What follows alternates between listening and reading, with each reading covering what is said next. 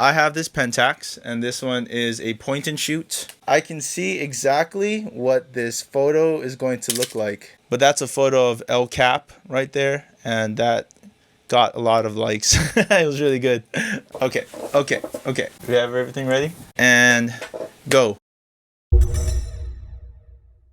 What's up, beautiful people? My name is Nico Kalani. Welcome to video number 9 of 14 called Quarantine Series. Today we're going to be talking about the pros and cons of shooting film. If you guys haven't watched my previous videos, they are all located on my YouTube page and the link is in my bio. Go ahead and check that out whenever you guys do have the time. Feel free to share and subscribe. It really helps with the algorithm so that more people can view these videos. Before we get into it today, you guys already know what it is. We're gonna drink some cold brew. Cheers, everybody.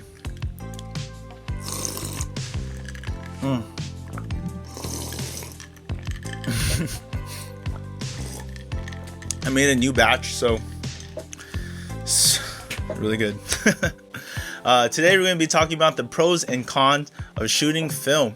And at the end of this video, I'm also going to give you my opinion of the best starter cameras to buy as well as film to get. Also, I'm just talking out of my perspective. I have so much other photographer friends who are way more qualified than I am in this topic, but I'm talking to you merely as a camera and film enthusiast. Pros. Number 1, film cameras cost less than most DSLR cameras. Because film cameras are generally older, there are many people who has them and are willing to sell them for less than $100. And this can be really good if you're trying not to spend a lot of money but still want to dip your toes into film. And places that you could buy film, I've seen a lot of places like Facebook Marketplace or eBay or Amazon or Craigslist or anything like that.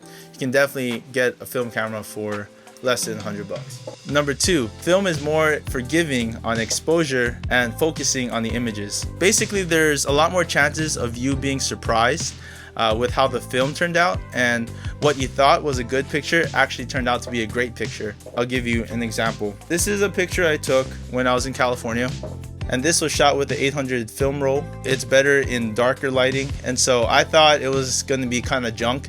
Turned out pretty nice, and so something like that is the reason why I'm like, oh, it's a lot more forgiving. And I probably wouldn't have gotten this shot, honestly, if I had a DSLR. So that was really cool. And number 3, this is depending on your viewpoint. There's a limited number of exposures on a roll of film. Usually it's about 36 shots. It just depends, which basically means you have to think about what you have to shoot before you shoot it. Whereas if you had a DSLR, I did this a lot too, but when I shot a lot of pictures, I would just take test shots. And because I took a ton of test shots, trying to balance out everything, balance out the photo, then it's a lot easier for me to do it that way. With film, because you have such a short amount of shots, you really have to understand what you want to shoot before you shoot it, which I think is really good. I have this Pentax, and this one is a point and shoot. So basically a point and shoot is when I look through this viewfinder here, I'm just looking at it through the body. And because I'm looking through it as a body, I can't see the full photo. Whereas if I were to get something like this, which is a Canon AE1, and this is a SLR, let me take off the cap. Because there's a mirror inside this, basically I can see exactly what this photo is going to look like. So when I shoot, I know for a fact that when I shoot with this, then I can see exactly. That's the difference between point and shoots and SLR cameras. Cons. Number 1, buying and developing film. So like number 1 in the pros, even if the film camera itself was cheap, when you continually shoot with a film camera, you'll be paying about 15 to 20 bucks every time you develop a roll. For me, for example, I like to get prints and scan, and so that's about like $18 every time I get just one roll developed. And then also buying a roll of film would be about $10 to $15 depending on what you get as well. Number 2, film takes up a lot of space, and that's physical space. So the whole idea about having a DSLR in general, you can just have it on your SD card and then you can upload it to your computer and everything's on there. Whereas if you have a SLR or a point and shoot for film, then they're all just sitting around if you didn't develop it yet. And number 3, you can't see the photos until you develop it. So going back to number 1, you can shoot the rolls, a whole roll, and possibly all the pictures can turn out bad or junk. But that's also kind of part of the game. So I'll give you an example of what I mean by that. So these are all pictures that I got back from Yosemite.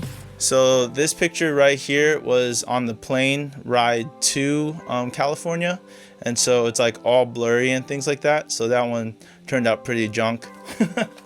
Or these photos over here where my friends are putting up some hammocking stuff, and they are like super out of focus. But at the end of the day, there's also really good things that comes out of it. These are some photos that I really loved, and I'm gonna show you guys why I like them. So I shot them in 400, and this is with Kodak Portra 400. This one I kind of posted on my Instagram already, but that's a photo of El Cap right there, and that got a lot of likes. It was really good. And this is Half Dome here with all my friends, and that was really sick. So this was actually really cool, and this is why I'm kind of saying, going back to my second thought, pro, some photos turns out really cool and just random. So, and this is because I got it developed, but look at this. Basically, I don't know what happened when they developed this photo, but it's 2 photos that I took, and it kind of just cut off like that. But it turned out really cool, and I like that how that looks. So you can never really get that. There's just too much stuff that I really like, but this one is with me and my friends, and that was really cool. Shout out to you, all of you guys. So if you guys do want to get into film, there are stores that sells refurbished cameras.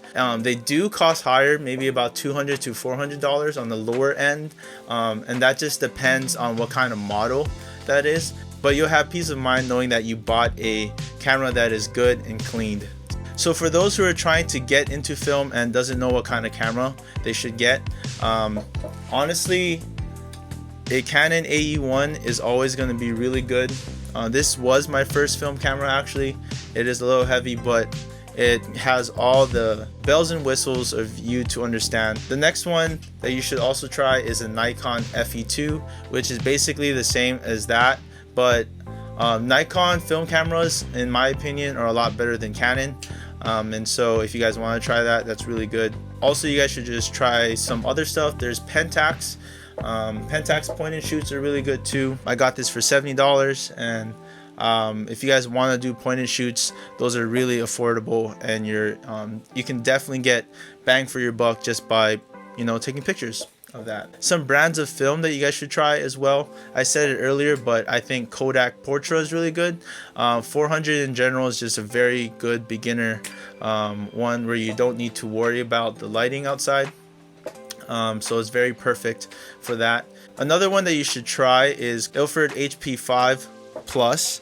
Basically, that's a really good one for black and white photos. At the end of the day, it's always fun to have a hobby like this. For me personally, I look forward to the days where I just go out and I grab my film camera. Whatever I want to do that day, I just take pictures of it. Whether it's going to the beach or thrifting or getting some food with some friends, having something to capture the moments with is the whole reason why I started taking pictures in the first place. But yeah, that's it for today. Thank you guys so much for watching all the way to this point. If you guys like this video, please give it a thumbs up. Go ahead and share this video with whoever you want to share this with. But until then, stay beautiful, know that you're loved, and I'll see you guys all tomorrow. Shoots.